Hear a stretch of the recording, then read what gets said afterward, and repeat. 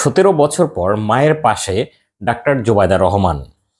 বিএনপির ভারপ্রাপ্ত চেয়ারম্যান তারেক রহমানের সহধর্মিণী ডাক্তার জোবায়দা রহমান দীর্ঘ 17 বছর পর দেশের মাটিতে মা সৈয়দা ইকবাল মান্দ বানুর সঙ্গে দেখা করেছেন।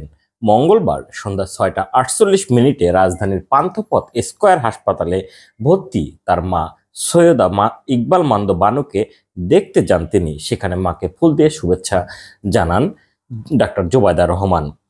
যুক্তরাজ্যে চিকিৎসা শেষে খালেদা জিয়া আজ বাংলাদেশে ফিরেছেন। খালেদা জিয়ার সফরসঙ্গী হিসেবে এসেছেন ডাক্তার জোবায়দা রহমান। 17 বছর আগে 2008 সালের 11ই সেপ্টেম্বর তারেক রহমানের সঙ্গে দেশ ছেড়েছিলেন ডাক্তার জোবায়দা রহমান। 111-এর পর জ্ঞাত আয় বহির্ভূত সম্পদ অর্জনের অভিযোগে 2008 সালের 26শে সেপ্টেম্বর তারেক রহমান, জোবায়দা রহমান ও ইকবাল মান্দ বানুর বিরুদ্ধে রাজধানীর কাফরুল থানায় একটি মামলা দায়ের করেন দুর্নীতি দমন কমিশন।